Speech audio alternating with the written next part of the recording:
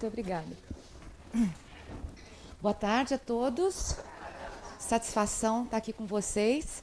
Né? Sei que vocês tiveram que engolir alguma coisa ali correndo, mas tudo pela educação, né, gente? Que bom que os alunos estão aqui também e que logo em seguida vão poder fazer o depoimento deles sobre essa prática que a gente vai compartilhar com vocês hoje.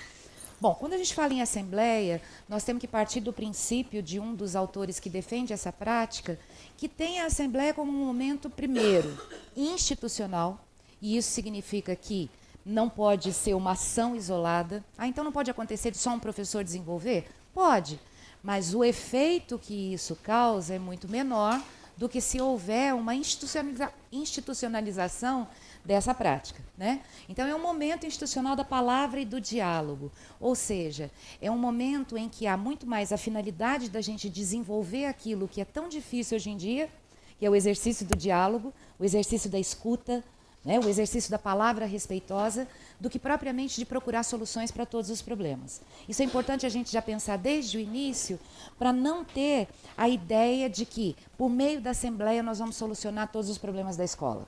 Né? A Assembleia não tem esse poder, esse poder mágico. Mas, por outro lado, é uma grande oportunidade para os professores conhecerem seus alunos. Não raro a gente ouve os professores que participam desse momento revelarem a surpresa de, nossa, nunca tinha ouvido a voz daquele menino. Nossa, nunca imaginei que aquele aluno pensasse dessa forma. Por quê? Porque é um momento em que há uma liberdade de reflexão e de discussão sobre temas que, se não forem colocados no momento de assembleia, provavelmente não serão discutidos em função de conteúdos pré-planejados, em função dessa divisão segmentada que a gente ainda tem na escola, né, de módulos, aulas de 50 minutos, enfim, é um momento de exercício mesmo para conhecer os alunos. Paralelo a isso, qual é a defesa dessa prática? E um dos autores que defende essa prática fala que é uma prática de deliberação. Por quê? Porque é um momento de atividade democrática, é um momento de exercício de uma qualidade de respeito, que é a qualidade de respeito que nós defendemos nas relações, que é o respeito mútuo, o respeito de mão dupla. Né? Nós viemos, não os alunos, mas nós adultos da sala, viemos de uma escola em que prevaleceu durante muito tempo o exercício de uma qualidade de respeito que a gente chama unilateral, que é o respeito à autoridade. Né? Então, viemos de uma escola em que ouvíamos muito mais do que propriamente participávamos ativamente da aula. Né? E muitas vezes não concordávamos, mas também tínhamos medo, né, de colocarmos as nossas posições. Ou seja, nós vivemos o exercício do respeito unilateral. O respeito unilateral nunca vai contribuir para a autonomia.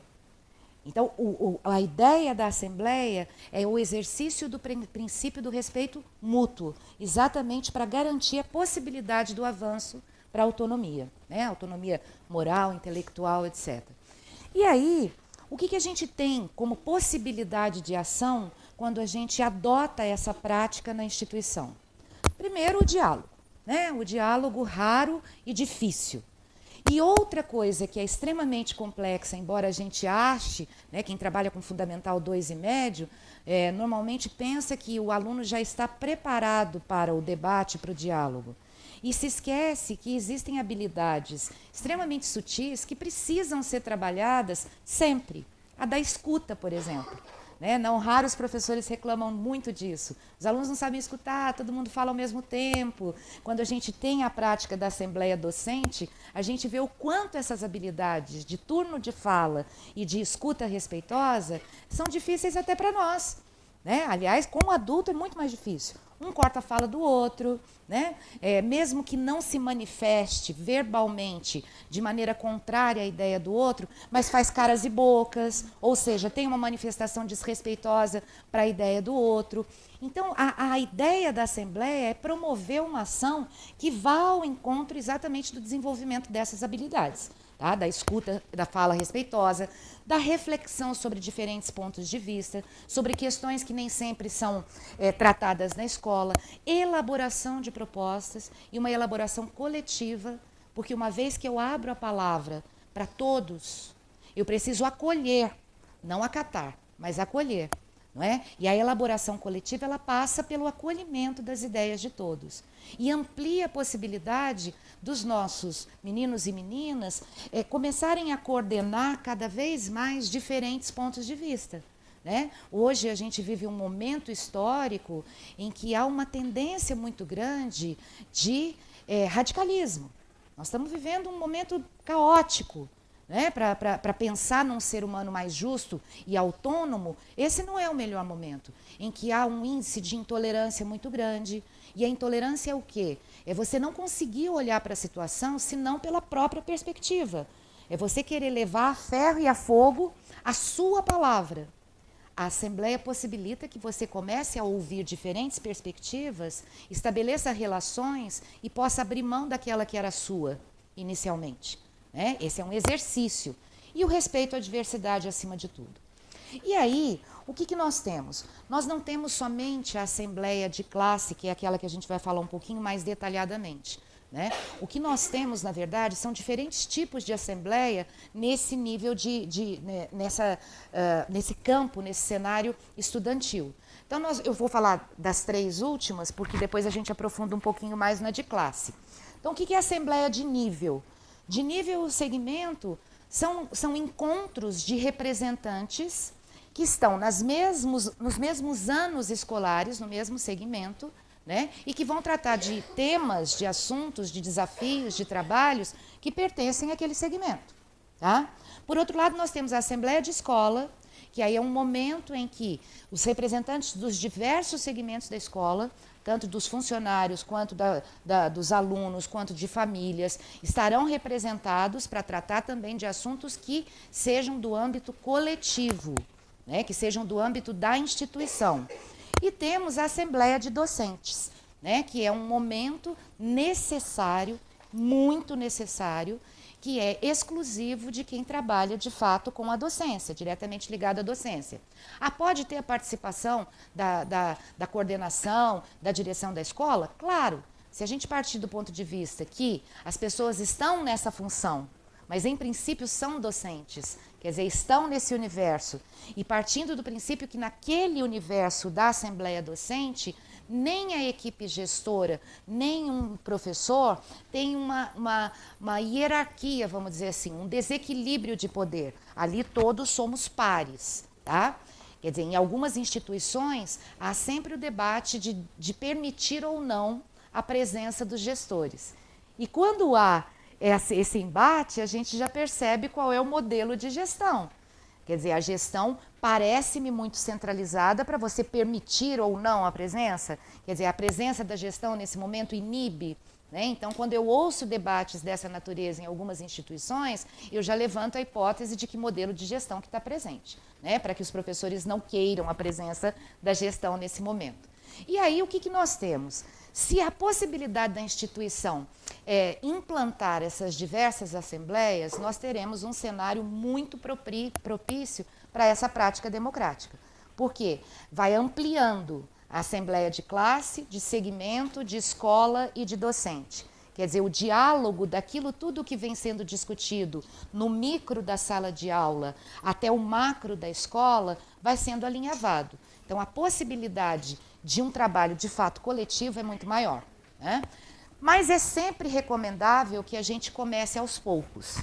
Num processo de implantação, implantar de uma vez todos os tipos de assembleia é um grande risco. Né? Então, a gente normalmente começa com a assembleia de alunos, ou seja, de sala de aula, em paralelo e quase que em seguida de docente, e aí vai ampliando. Tá? Bom, nas assembleias de classe, o que a gente trata nas assembleias de classe? As assembleias de classe, elas são exclusivas para temáticas que envolvam aquele grupo. Então, não adianta eu levar temas que não dizem respeito àquele grupo. A não ser que sejam temas que sejam de fora da escola, mas que sejam atraentes e que estejam causando angústia ou curiosidade para aquele grupo. Então, esses também são bem-vindos. Tá? E essas temáticas, elas vão buscar o quê? Vão buscar regular a boa convivência. Então, na maioria das vezes, os temas giram em torno de situações que os meninos trazem, que dizem respeito a angústias e insatisfações de como anda ou a sala de aula, né, do ponto de vista mesmo escolar, ou mesmo os outros espaços da escola nos quais eles convivem. O que precisa ficar claro é que não se leva para uma assembleia de classe um problema, um assunto que seja de âmbito privado. Então, quando é feita a pauta, se algum aluno coloca alguma coisa dessa ordem, o professor precisa tratar desse assunto no âmbito privado. Na discussão da assembleia, só aquilo que de fato é de interesse coletivo. O que é âmbito privado? Quando eu tenho algum conflito exclusivo com uma pessoa. Isso vai ser tratado numa outra prática, e não na prática da assembleia. Né? Um círculo restaurativo, por exemplo, né? Já que o tema anterior tratava dessa ordem. Tá? Bom, para que haja de fato a implantação dessa prática, é necessário que a gente tenha uma disciplina em termos de periodicidade. Não dá para eu lançar a mão da assembleia só quando surge um problema. Muitas escolas foram nessa direção. Isso é um grande equívoco, porque é achar que a assembleia tem esse poder de resolver esse problema mágico, né? Esse problema que surge. E ela, na verdade, ela prepara os sujeitos para cada vez melhor lidarem com os conflitos que são do cotidiano. Então, precisa haver uma regularidade. E o indicado na literatura é que, nas séries iniciais, aliás, no Fundamental 1 como todo, né, que haja um intervalo semanal. Por quê? Por uma questão de desenvolvimento cognitivo, eu não posso criar um espaço de tempo muito longo, senão os assuntos se perdem. Né? Senão não há a conservação daquela discussão por muito tempo. Então, a indicação é que seja semanal. Para a realidade de Fundamental 2 e médio em diante, né, a gente sugere que seja quinzenal. Mas esse quinzenal é algo sagrado. Não dá para ser assim, a semana que dá. Aí na semana de prova suspende. Aí tem um evento na escola, não, vamos fazer na hora da assembleia. Como se esse momento fosse aquele momento café com leite e que pudesse ser suspenso. Né? Quando há institucionalização dessa prática, a gente pode abrir mão de outros momentos da escola, mas não desse. Porque senão não há legitimação por parte dos alunos de que seja um momento realmente importante. Se ele pode acontecer só de vez em quando, qual é a importância dele? Né? E algo que é interessante a gente pontuar é que, em princípio, a condução desse momento seja feita pelo adulto, né? Ou pelo professor, que é um professor polivalente, ou por alguém da equipe de orientação, ou por aqueles professores de referência que algumas escolas já têm, né? E isso, em princípio, aos poucos e com a regularidade dessa prática, você vai delegando a função da mediação da assembleia como um todo para os próprios alunos. Mas isso é um processo. Não dá para a gente fazer isso desde a primeira vez que você começa a desenvolver essa prática, né? E aí, claro que a gente tem procedimentos que antecedem a esse momento e procedimentos durante, né, a assembleia. Os procedimentos que envolvem essa prática, eles contemplam, primeiro, um estudo prévio sobre a necessidade. Em algumas escolas, a equipe docente, a equipe técnica da escola se envolve, gosta da ideia e resolve implantar. Mas se esquece de fazer a consulta e a sensibilização e a sedução dos alunos para isso. E são eles, na verdade, que precisam estar despertos e sentirem a necessidade da prática. Então, todas as experiências que eu vivenciei até hoje, em que a escola cometeu esse equívoco de implantar, somente comunicando aos alunos, olha, a partir desse ano a gente vai ter um encontro que vai ser assim, assim, assado. Houve uma grande indisposição inicial. Inclusive uma leitura equivocada de que era um momento que não tinha nada para fazer, que a gente estava perdendo tempo de aula, enfim, todos os comentários que vocês possam imaginar. Por quê? Porque o aluno não participou, né, do processo de aceitação ou não aceitação da atividade e, evidentemente, não sentiu a necessidade, não legitimou a prática. Então, quando a gente fala em mobilização, significa discutir com os alunos das diferentes idades, e aí esse nível de discussão vai ser diferente de acordo exatamente com as faixas etárias, né? Então, para os menores, a gente leva o livrinho da Assembleia dos Ratos, né? Para os alunos de Fundamental 2, a gente começa pela discussão sobre qual é o significado dessa palavra. E aí a gente ouve de tudo. Ah, Assembleia de Deus, Assembleia do condomínio, Assembleia... Então eles vão falando todos os tipos de assembleia que eles conhecem até a gente chegar num consenso de que é um momento de encontros para discutir ideias que interessem aquele grupo. Né? Então, essa mobilização é extremamente necessária porque é o momento que você ou consegue acolher a ideia com a aprovação e com o consenso, ou então você corre o risco de impor e dar um tiro no pé. Né? Não sei se vocês conhecem as expressões de mineiro, mas eu de vez em quando solto algumas que são raridade, então eu peço desculpas por isso. Bom, e aí, nesse processo de mobilização, a gente também promove uma reflexão com os alunos no sentido de perceber assim, como é que os conflitos vêm sendo vivenciados e resolvidos por eles. E como é que eles deveriam de fato ser. Isso tudo para já começar a colocar o holofote naquilo que a gente defende, que é o exercício do diálogo. Né? E aí há um momento de sistematização dessa reflexão. Todas as ideias que os alunos vão trazendo, a gente vai sistematizando, vai organizando e vai apresentando quais seriam as melhores formas desse momento acontecer. Já colocando, inclusive, algumas regras necessárias. Mas antes de se colocar a regra, a gente faz algum levantamento de hipótese mesmo. Como é que eu me sentiria se o meu nome fosse falado durante uma assembleia, me colocando numa situação de exposição? Como é que a gente se sente? Isso tudo para quê? Para que faça sentido uma regra que é fundamental. Na assembleia não se fala nomes. A assembleia é um momento para a gente discutir fatos, para a gente discutir situações, para a gente discutir sentimentos, mas não pessoas. Isso para já tirar do aluno a ideia de que aquele é o momento do julgamento. Recentemente eu tive a infelicidade de saber que uma das escolas lá da rede municipal da minha cidade está tentando organizar esse momento, mas ainda de forma muito incipiente, a professora usou o nome de momento do julgamento, com crianças de 6 anos de idade. Né? Eu quase infartei quando eu soube. E aí, assim, delega para a criança e escolher assim, o que fazer quando a gente não cumpre a regra. Ou seja, tudo errado. Que a assembleia não é um momento para você escolher sanção. Não é momento para você julgar ninguém. É um momento de reflexão sobre os fatos, o que acontece, por que acontece e o que a gente pode fazer para mudar esse cenário. Né? Quer dizer, a última coisa que se discute nesse momento é quais as consequências para quem não fizer. E esse é um grande equívoco de muitas escolas que adotam a prática sem estudar os autores que descrevem sobre isso. Né? Colocam a Assembleia como sendo um momento hipócrita de democracia em que há a participação de todos para escolher qual vai ser a melhor sanção. Isso é uma grande hipocrisia. Né? Isso é manchar um momento que é extremamente simbólico e representativo do exercício democrático. Tá?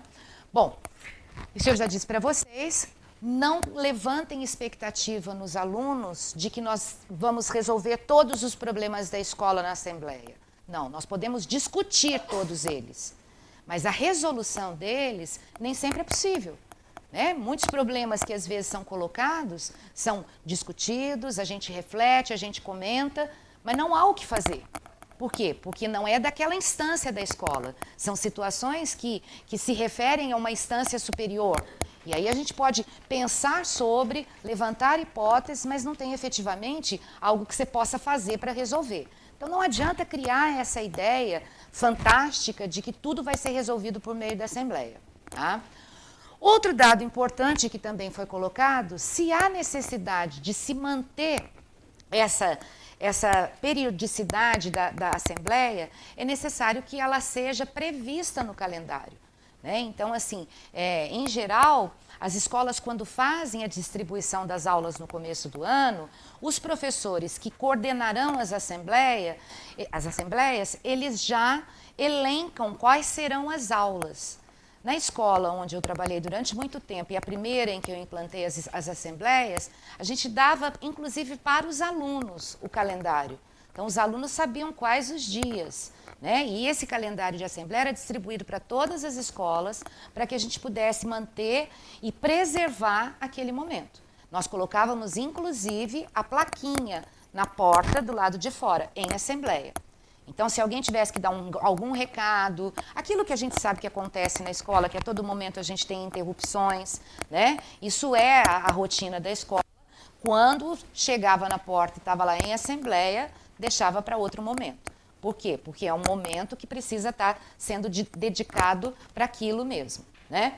Os temas vão ser sempre do convívio social.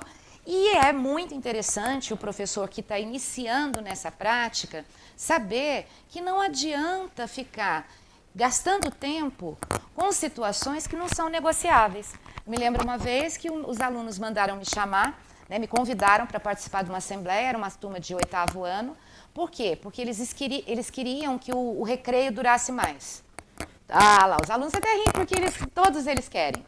E aí, claro que a gente leva a ideia do ponto de vista da instituição e do ponto de vista da legalidade. É possível ampliar o tempo do recreio? É, mas para eu ampliar o tempo do recreio, eu tenho que ampliar e tenho que jogar esses minutos a mais do recreio no final da aula, certo? Ou eu começo antes ou eu começo depois, mas eu preciso estender isso. Ah, não, mas assim a gente não quer. Né? Assim a gente não quer. E aí você apresenta aquilo que é do ponto de vista legal e que é direito do aluno ter uma carga horária mantida e respeitada. Então isso não é negociável. Não dá para eu ficar 40 minutos discutindo sobre algo que, se houver possibilidade de aceitação daquilo que resguarda a legalidade, ok. Se não, vamos pensar, né, numa outra possibilidade ou no outro tema para ser discutido. Né? Em outras assembleias de alunos mais velhos, eles queriam trazer para a pauta a possibilidade de fumar dentro da escola. Dá para eu ficar discutindo isso? Se existe uma lei? Não dá. Então, assim, esse é o cuidado que quem coordena a assembleia precisa ter, mas numa postura que não fira o respeito. Né? Não é assim, não adianta se trazer esse assunto, só porque isso não é lei, pronto, já feriu o respeito. Né? Então, precisa haver respeito, inclusive, para a gente não aceitar determinados temas que, às vezes, eles podem colocar. Né? A pauta de uma assembleia, ela precisa ser organizada previamente. Então, se há um intervalo de 15 dias, ao longo desses 15 dias, os alunos representantes coletam quais são os temas que os colegas querem tratar e antes do dia da assembleia... Parou de mudar. Opa, desculpa. Antes do dia da assembleia, há um encontro com o professor para que haja a hierarquização. O que significa isso? Tem muitos temas que os alunos colocam que por trás dos temas nós temos os mesmos princípios. Então eles falam assim, eu não estou gostando porque estão me empurrando na fila do lanche. Não estou gostando porque estão me chamando de apelido. Não estou gostando porque estão me empurrando no corredor. Ou seja, esses 3 fatos dizem respeito a situações que ferem o mesmo princípio, o princípio do respeito. Então, quando o professor faz essa hierarquização com os alunos, já aglutina os fatos que dizem respeito aos mesmos princípios, porque aí eu não tenho que passar por todos os temas. Eu junto todos e falo, olha, todos esses têm o que em comum? O que a gente pode considerar que esses 3 fatos diferentes têm em comum? E os alunos conseguem. Ah, não é certo, isso não é justo, não, isso não é respeitoso. Então a gente pode discutir tudo isso junto? Pode. Tá? E o que vem sempre primeiro nessa hierarquização? As questões que dizem respeito à convivência. Então, por exemplo, quando eles colocam coisas de ordem, falar da comida da escola, ou falar do buraco da quadra, que são temas importantes, mas eu não vou colocá-los como primeiro tema a ser discutido se eu tiver dados de que está havendo o quê? Intimidação, falta de respeito para com os colegas. Né? Então, a gente sempre começa daquilo que é considerado com mais importância, sem com isso desqualificar os outros temas. Nós precisamos garantir na organização do tempo de discussão que todos os temas colocados pelos meninos, de fato, sejam contemplados, né? E aí a gente tem algumas sugestões de pauta, né? Então, alguns professores usam eu critico, eu felicito, eu quero falar sobre, não gostei, gostei, que pena, que bom que... E isso precisa ter visibilidade, tá? Então, além do anonimato, porque eu não posso colocar o nome de quem colocou o tema, e muito menos o nome da pessoa que está participando do fato que foi descrito. Né? Essa pauta precisa estar visível para todas as pessoas que fazem parte daquele grupo. Então, naturalmente, o pessoal usa quadros e coloca. As escolas que têm uma outra dinâmica, por exemplo, essa que eu disse para vocês, onde eu trabalhava, os alunos trocavam de sala, eram salas ambiente. Então, não tinha como eu deixar o quadro das assembleias, o quadro da pauta, exposta, porque senão alunos de outra sala estariam participando e não tinha nada a ver. Então, eles tinham uma pastinha. Né? Então, aquela pastinha rodava com os alunos representantes para a sala que eles iam. Né? Então, a visibilidade nessa situação, ela ficava um pouco mais comprometida. Então, precisava haver o compromisso dos alunos de fato, compartilhar a pastinha para que todo mundo tivesse a oportunidade de inscrever o tema e conhecer os temas que estariam sendo tratados. Tá? Outro dado importantíssimo é a forma da redação. Eu não posso usar uma linguagem que use juízo de valor. Eu não posso deixar os nomes aparecerem. Então, a gente estuda um pouquinho de linguagem com eles, né, do que é uma linguagem descritiva, para que eles saibam apontar a situação respeitando as pessoas que estão envolvidas nessa situação. Tá? Por quê? Porque eu preciso garantir sempre ao princípio. Então, jamais eu vou ter numa pauta, João xingou fulano. Porque a ideia não é procurar culpado, a ideia não é crucificar ninguém. A ideia é discutir sobre a agressividade, sobre a falta de respeito. Então, o foco é no princípio que está por trás da situação, no princípio que está sendo ferido, e não propriamente nas pessoas que estão envolvidas. Senão, seria algo particular. Né? Se está no coletivo, não interessam as pessoas, interessam as situações. Não se organiza a pauta durante a assembleia, por uma questão de tempo. E por uma questão de organização. Se a gente começa a deixar entrar assuntos na hora, aquilo vai desorganizar. As pessoas que previamente se inscreveram se sentem desrespeitadas. Então, para que eu introduza uma pauta, um tema na hora da assembleia, eu preciso da permissão de todos. E aí é só se houve de fato algo muito importante, e isso pode ter acontecido, né, com aquele grupo ou na escola, e que os meninos tenham necessidade de falar sobre aquilo. Então, quem coordena a assembleia abre a possibilidade. Vocês concordam? Levante a mão. Vocês concordam que a gente comece por esse assunto? E aí sim você introduz. Caso contrário, a pauta precisa ser feita de forma prévia mesmo.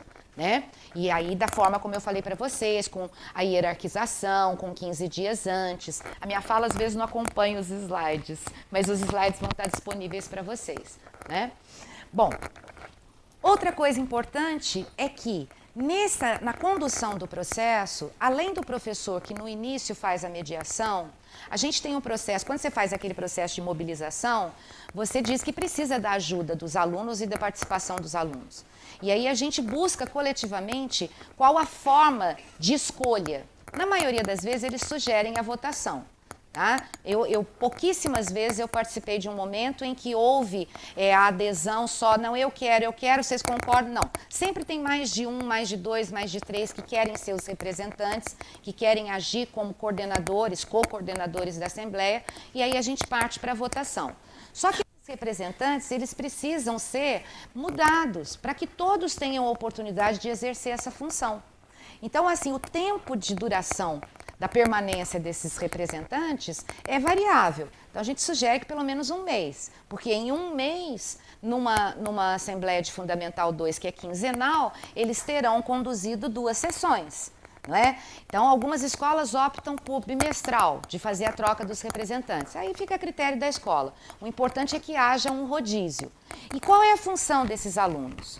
Então, assim, eu sempre peço ajuda para que um deles ajude a ver quem levantou a mão primeiro, porque as pessoas fazem essa movimentação de levantar a mão para pedir a palavra e um dos alunos vai colocando a ordem, como a assembleia mesmo que a gente participa, né, para se inscrever para falar naquele momento. momento. E o outro vai registrando os temas que vão sendo discutidos para ir fazendo uma prévia da ata. Por quê? Porque precisa haver o registro daquela sessão. Senão não é algo que seja, de fato, importante para o aluno, né? E para a escola. Essas atas podem ser físicas, podem ser num espaço virtual que a escola tenha, né? Mas é importante que ela tenha essa rigidez no sentido dela existir. Não dá para eu fazer a ata de uma assembleia que tenha ocorrido 2 semanas atrás, tá? O rodízio entre os representantes eu já falei, né? Preparar esses alunos para conduzir, e quanto mais eles vão tendo a possibilidade de fazer parte desse papel, mais eles vão alcançando a possibilidade de depois mediar sem a participação do professor. O professor vai estar ali como um participante, mas não mais mediando a assembleia, tá? Bom, a disposição do espaço físico é fundamental. Eu já cheguei em escola em que as salas eram muito apertadas, então não se conseguia fazer o círculo. Então, tira de dentro de sala e vai para o pátio. Tá? Eu preciso enxergar as pessoas, eu preciso olhar no olho, né? Eu preciso saber quem está falando. Então, há necessidade mesmo desse arranjo de círculo, semicírculo. E a condução vai ser sempre feita da forma como eu falei para vocês, né? Apresentada com a pauta definitiva, os critérios de não se falar nome, de levantar a mão, de não ter palavras ofensivas. Se acontecer, porque às vezes acontece isso durante, o professor que no começo está mediando, ele precisa fazer a correção na hora e respeitando os princípios da Assembleia, ou seja, de forma respeitosa, né, sem expor e sem humilhar o aluno. Então, há toda uma condução que vai resguardar que, no final, a gente tenha um momento importante, que é o momento das felicitações. Porque quando a gente implanta a Assembleia, é uma enxurrada de queixas. Então, você vai ver a pauta, tem muito mais eu não gostei do que eu gostei, né? E aí, com o tempo, os alunos vão aguçando o olhar para as coisas que são boas da escola. Mas quando a gente recebe uma pauta que não tem nada apontado como tendo sido positivo para os alunos, cabe ao professor, à equipe da escola, alertar sobre isso. Opa, mas espera aí, a gente está vivendo num espaço 4h30, 5 horas, 7, 8 horas no dia em que não acontece nada de positivo, porque senão a gente fica só com foco naquilo que é considerado como negativo para a turma. Então é muito importante a gente ter esse momento de felicitação, tá? A discussão pode ser dividida em 3 momentos. O primeiro momento é sempre aquele que o professor mediador traz à tona o tema, tá? Então é o momento em que a gente discute, mas por que isso acontece? Como é que isso acontece? Só que esse professor mediador, ele com o tempo, isso não é pré-requisito, é objetivo. Ele precisa organizar, ele precisa desenvolver algumas habilidades, né? Então, algumas delas são essas. Organização do tempo e do turno de fala. Eu não posso colocar alguém que levantou a mão agora se tem alguém que está levantado há um tempão. Eu não posso deixar as falas ficarem muito longas, mas eu tenho que ter todo o respeito, né, para poder diminuir o tempo de fala. Quer dizer, essas habilidades a gente vai cada vez mais construindo. Não é algo que eu tenha que antecipadamente exigir do professor, porque é a prática que vai nos permitindo que isso seja desenvolvido, né? Há uma necessidade da gente enfatizar, obviamente, o processo, né? Então, assim, eu infelizmente já participei de algumas assembleias em que a preocupação do professor era ouvir todos os alunos e ele falava, não ouvi você, agora é tua vez de falar. Se o menino não se manifestou espontaneamente para falar, não cabe ao professor apontá-lo. Descaracteriza o espaço democrático do diálogo, né? Então, a ênfase no processo é respeitar, inclusive, isso. Eu posso provocar alguns alunos que nunca participam no sentido de você gostaria de colocar alguma coisa, né? Eu gostaria muito de conhecer o seu ponto de vista, mas sem exigir, né? De forma respeitosa. O segundo momento é o momento que, depois que eu entendi a situação, que eu refleti com a turma sobre o porquê que acontece, o que a gente pode fazer, então, para mudar esse cenário? E aí a construção coletiva das regras, quando necessário, né? E é importante frisar que a Assembleia é um momento legislativo, no sentido da gente construir contratos sociais. Não é um momento judiciário. O professor, ele meio que acaba sendo o papel do juiz, porque vai caber a ele decidir se haverá consequências de alguma coisa ou não, mas isso de forma muito discreta. Tá? Porque é um momento de deliberação sem que haja necessariamente discussão sobre o que vai acontecer se não houver o cumprimento disso ou daquilo. Tá? Porque senão eu corro o risco de ser mais autoritário do que aquilo que tradicionalmente a gente conhece como autoritarismo. Né? Eu corro o risco de endossar sugestões que sejam autoritárias. Tá? Bom, na hora da gente resolver o que vai ser feito, né, da construção coletiva das regras, é necessário que o professor sempre apresente ao aluno a possibilidade de votar a favor, contra ou se abster. E quando a gente tem um número muito grande de abstenção, isso é importante. É um olhar do professor pesquisador. Por que a minha turma não está se posicionando? Né? Se a gente fala em autonomia moral, a abstenção é ficar em cima do muro. É o exemplo clássico da heteronomia. Né? Então, o que eu tenho que promover no meu dia a dia em sala de aula para que os meus alunos cada vez mais assumam uma posição, seja a favor ou seja contra? Tá? E, finalmente, o terceiro momento, que é a busca da resolução de conflitos. Né? E essa busca de resolução, ela é feita a partir da construção das regras, quando é necessário construir regra, porque às vezes é só uma discussão sobre o assunto, sem a necessidade de construção de regra, mas é uma reflexão sobre a situação, não é? E há outros encaminhamentos, muitas vezes, necessários para resolver aquele conflito. Vai que é um conflito que envolva outras instâncias da escola. Então, naquele momento, é o momento de se criar comissões, né, de ver o que as comissões vão fazer, quem vai fazer isso, quem vai fazer aquilo, e isso tudo registrar. Tá? Então, na condução, como isso acontece, por que isso acontece e o que fazer, o que nós podemos fazer. As felicitações.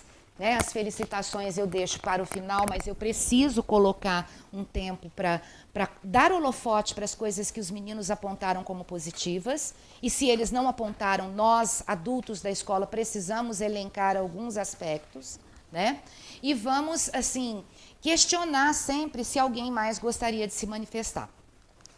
Já finalizando, existe uma prática de, no final, eu gosto dessa prática, eu sempre tenho essa discussão no meu grupo de pesquisa, porque alguns autores dizem que as palmas, elas indicam uma postura valorativa e que isso seria contraditório com a prática da Assembleia e que a gente deve fazer as felicitações de forma descritiva, ou seja, todos conseguimos falar, todos conseguimos nos ouvir, os temas que vocês colocaram na pauta foram discutidos, e aí acaba a felicitação. Eu faço isso que eu acabei de dizer e falo, merecemos palmas, e a gente bate palma. Porque eu acho que é uma coisa gostosa, e as palmas só são consideradas como algo de juízo de valor quando elas vêm sem ter tido uma reflexão anterior.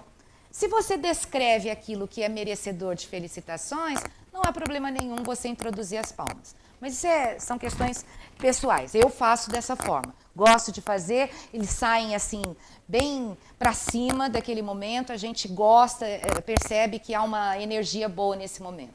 Né? Bom, isso aqui eu já falei. Eu vou passar um pouquinho, gente, só para ver se... exemplo de um quadro de encaminhamentos. Né? Então, aqui o problema que foi colocado, o acordo que foi buscado entre a turma e quais os encaminhamentos que foram conduzidos ali naquele processo. Por quê?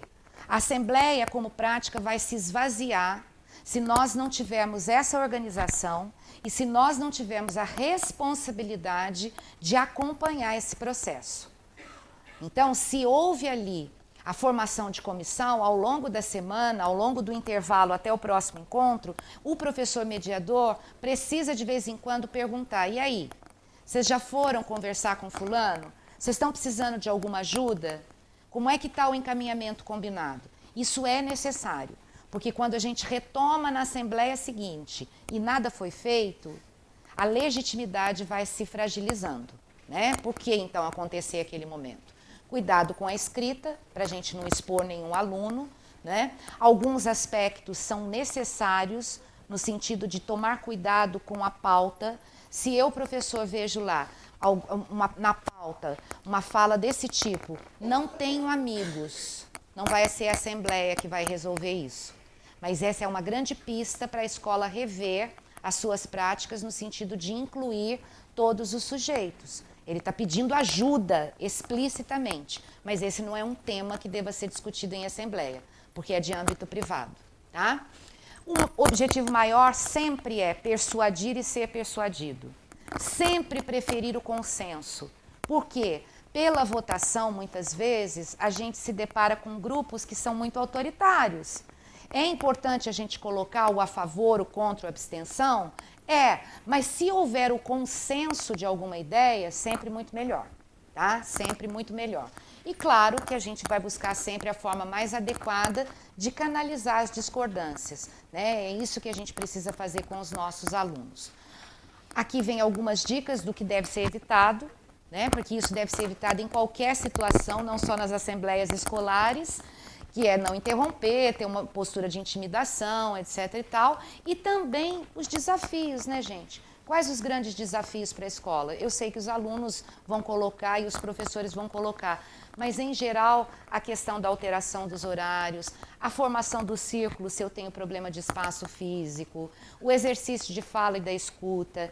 Essas foram situações, a falta de encaminhamento das questões, atribuição de juízo de valor. Essas foram as questões que, ao longo desses anos, a gente levantou como sendo as maiores dificuldades das escolas. Poderão existir outras, claro, porque isso depende de cada espaço, mas há um consenso nas instituições de encarar essas questões como grandes desafios. Tá? Algumas referências bibliográficas daquilo que eu falei. Desculpa a velocidade, a metralhadora, mas é porque o tempo... Eu adoro falar e eu nunca consigo falar no tempo certo, né? Se vocês precisarem de algum contato, quiserem trocar alguma ideia, os meus contatos estão aí. E claro que eu não ia deixar de colocar a imagem da minha cidade, Poços de Caldas, né? Muito obrigada, viu, gente? Muito obrigada.